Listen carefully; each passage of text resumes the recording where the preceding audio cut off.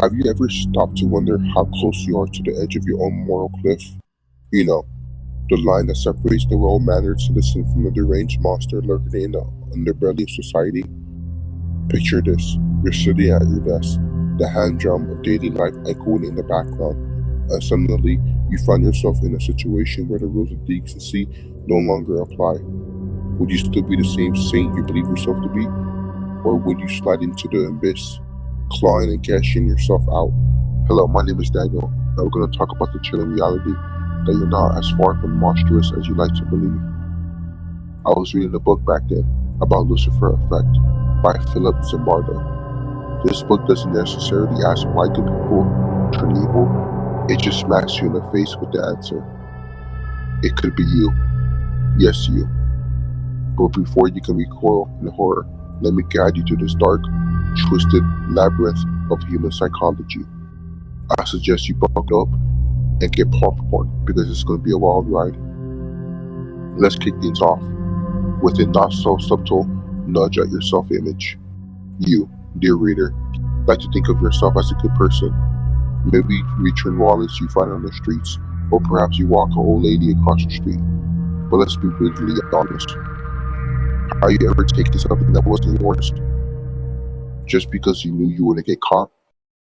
For example, a pen from the office, a neighbor's Wi-Fi password. And there's a reason why I asked this. Zimbardo in his clinical yet disturbingly relatable prose makes it crystal clear that evil isn't some distant abstract force. No, it's a slippery slope that starts with small, seemingly inconsequential transgressions. You might still be clinging to be comforting and believe that you're inherently good, that your personality is fixed like the stars in the night sky. But allow me to shatter that illusion. The idea that your character is mutable, that who you are remains consistent across all situations, is pure fiction. Zimbardo introduced us to the situation approach, a perspective that's both liberating and terrifying. Who you are isn't written in stone, it's still written in sand, constantly shifting the sides with your environment. Think about it. How do you act around your friends compared to how you behave in front of a child? Are you the same person in both scenarios? Of course not. Now let's take this a step forward. Now, imagine you're participating in a Milgram experiment, an iconic, albeit deeply disturbing study in human behavior. You're a teacher, tasked with administrating increasingly painful electric shocks to a learner. For every mistake they make, the shocks start off mild, but before you know it, they crank it up to a life-threatening 450 volts. The learner is screaming and begging you to stop, but you keep going. Why? Because the guy in the lab coat told you to. How many of you out there, safe behind your screens, have done or said something that you never dare in the light of day? It's easy to hide, easy to become someone else when no one is watching. But is that someone a person you want to meet in the mirror?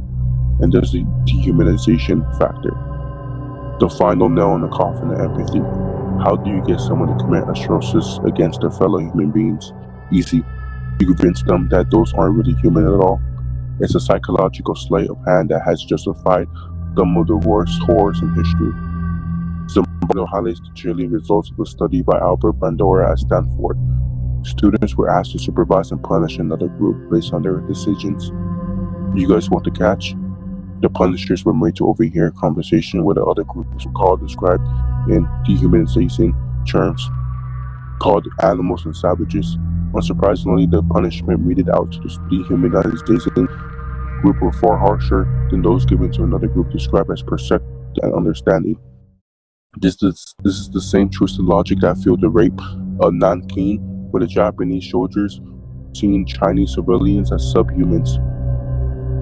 Now let's take a closer look of our world today.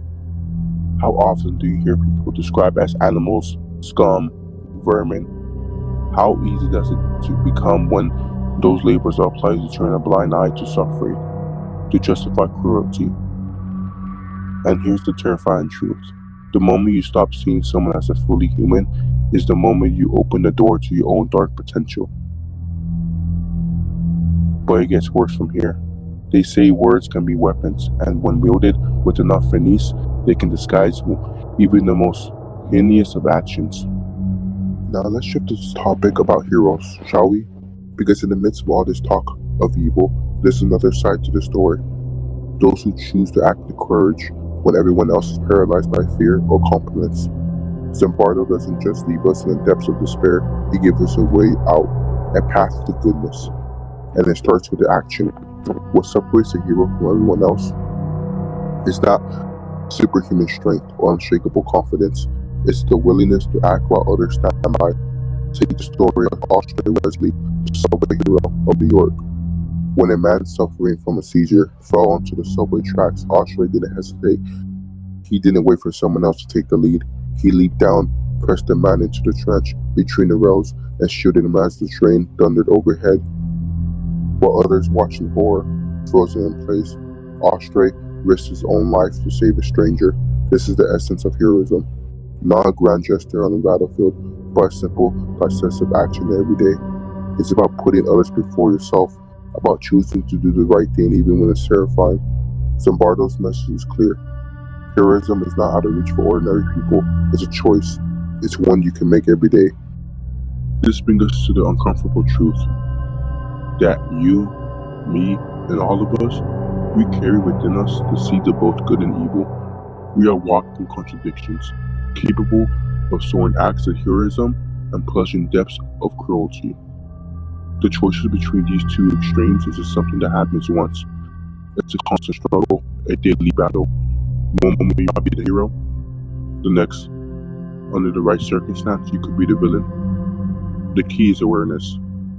Zimbardo called for us to recognize this duality within ourselves, to understand the potential for evil. Evil isn't just out there in some distant land or with some monstrous other. It's inside of each of us. By understanding this duality, by accepting that you have the capacity for both good and evil, you become more equipped to steer your own actions, to make choices that align with your better nature. It's not about fearing what you could become. It's about choosing every day who you want to be. As we edge towards the conclusion to this video, it's crucial to understand that the line between good and evil isn't just a philosophical concept. It's a practical, everyday reality. And I just want to say something before we end this video.